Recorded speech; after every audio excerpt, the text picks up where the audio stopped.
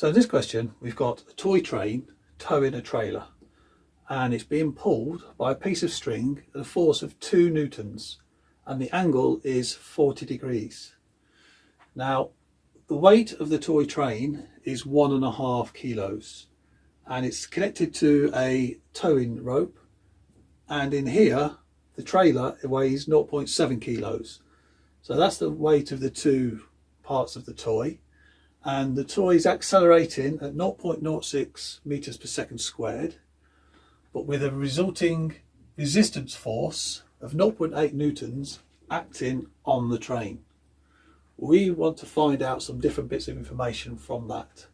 So we want to calculate the total resistance force acting on the trailer. So that's that one there.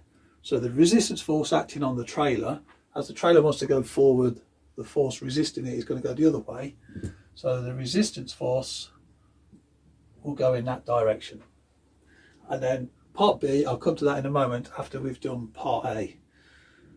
So how I'm going to calculate force R? Well, what we can do is we can use Newton's second law. Force equals mass times acceleration. So that's going to be the key to this part of the question for sure. So if we find the resulting forces, use the mass and the acceleration. Well, if we resolve for the whole thing altogether, the resulting forces will be taken from this diagram. But the mass and the acceleration we know already, we can see that. There's 1.5 and 0.7, which is 2.2 kilos, and the acceleration is 0.06. So the right hand side of the equation, we can write that as 2.2 times 0.06. So that's taking care of that already. What about the forces? Well, first of all, let's look at the forces going in this direction. So from left to right. Now, as far as I can see, the only force I can see acting upon that is the force in this direction. Now, as it's being pulled by a string at an angle of 40 degrees, we want the magnitude of this force here, this horizontal force. Now we can do that with SOHCAHTOA. So if we turn this into a right angle triangle and then calculate this side, then we know what the force is. So we've got the hypotenuse, we want this one adjacent to the 40 degrees, so that's going to be cosine using SOHCAHTOA. So we've got cosine of 40 times 2 newtons. So cosine of 40 times 2 is that one there. Now we need the forces in this direction. Well, we've got this resistance force here of 0.8. So it's going in the other direction, so we subtract it. And then we've got a force in this direction as well, which is R. So that's what we've got. So we've got 1, 2, 3, 4 values and 1 variable. So we can take care of that and solve for R. Now, as the train is not going up and down, we don't need to consider those forces for the moment. So we can leave those out as it stands. So let's go through this part. So 2.2 times 0.6. So 22 times 6 is 132. So then that side 0.132.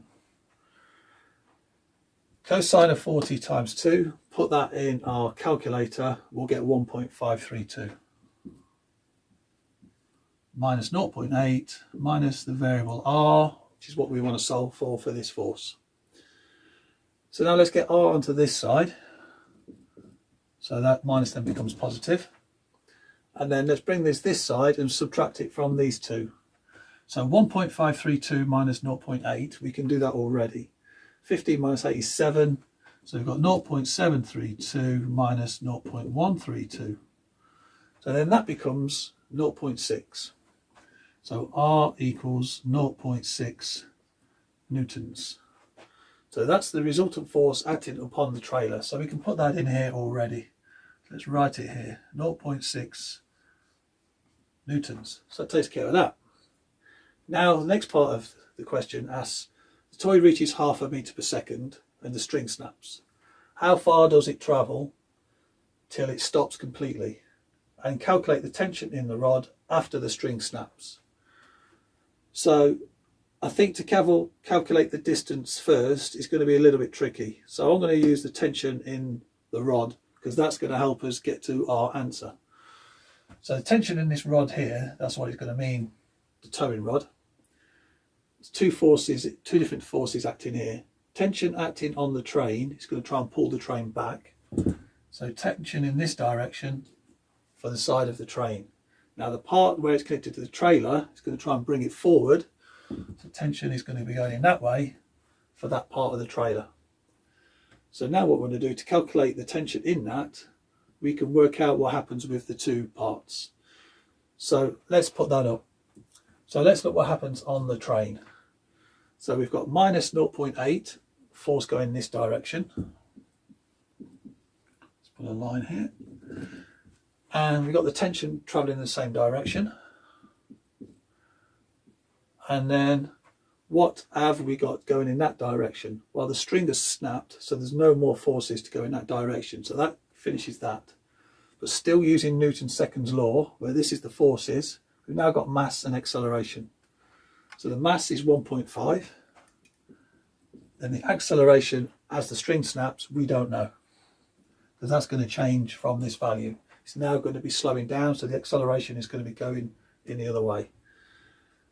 So now that's with the train. Now what about the trailer? So we've got tension going in a positive direction, so I'm going to put that same column as that one. And then the force going this way is the resultant force here, which was 0.6. So that force is going in the opposite direction, so that's also minus 0.6. And now mass times acceleration, 0.7 times A. Okay, well, we've got a classic situation, two equations, two variables, so simultaneous equation rules apply here. So I can see straight away the coefficient for t is 1, so we can do something to make those disappear. Well, we've got minus 1 and a plus 1, just add them together and they will disappear. So that gets rid of the t if I add. Now minus 0.8 plus minus 0.6 is minus 1.4. Add these two, I'll get 2.2. And that's also A. So now I need to solve for A. I do A equals minus 1.4 over 2.2, which equals minus 7 over 11. So acceleration is minus 7 over 11, and that's meters per second squared. So now that I've got acceleration, I can solve for tension by plugging into either of these. So let's use the first one. So I've got minus 0.8 minus t equals 1.5 times minus 7 over 11. Okay, let's solve for t. Bring t on this side. And then I've got, let's write that as 3 over 2. So if I take that as 3 over 2, I've got minus 21 over 22. And then bring that over this side, it becomes positive. And then minus 0.8. So I can write that as minus 4/5. Okay, so there, if I can solve that, I've got what my tension is.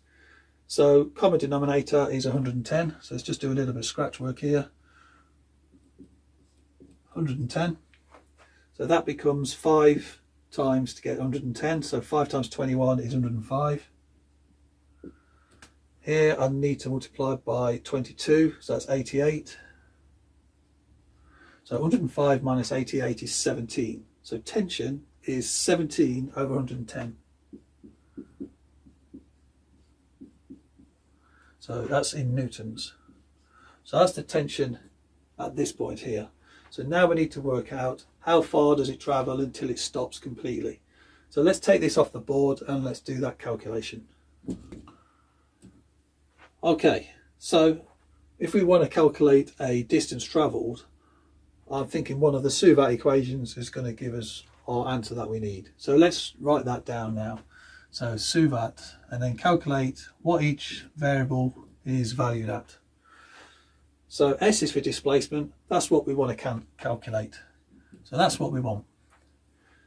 The initial velocity, well, what we're looking for, the initial velocity, that's at the start. Well, here the string snaps at 0.5 meter per second. So that's going to be our initial velocity.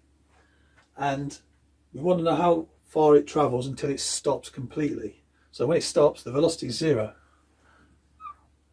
Acceleration we calculated in the previous part of the question. That was minus 7 over 11 meters per second squared. And time we don't know, but it's not really of any interest to us to get us our answer, as long as we can get there with these. Now, there is a Suvat equation with just these 4 variables in it, and that's v squared equals u squared plus 2as. Okay, now we can now got all those variables, they're set for s, so we can just fill them in and solve for s. So v is 0, 0 squared, u squared, that's a half squared, plus 2 times minus 7 over 11, that's our acceleration, and then s is what we need to solve for. Okay, let's simplify up a little bit. So we've got 0 equals, well, a half squared is a quarter. And here we've got 2 times minus 7 is minus 14. And that's over 11 multiplied by our displacement. So now let's solve for this. Let's get this over this side. So minus a quarter equals minus 14 over 11. So we've got 2 minus signs. We can now turn them into positive, as in multiply both sides by minus 1. Now what I can do is I can multiply both sides by 11 over 14. So if I just do this and times by 11 over 14, the reciprocal of this, times that by 11 over 14, I'll get 11 over 56. Times that by 11 over 14, that becomes 1. So 11 over 56 equals s. So how far does it travel? It's 11 over 56, and that's our distance in meters. So I can put that here, 11 over 56 meters. And that's how far it will travel. So roughly about 20 centimeters as an approximation. Okay,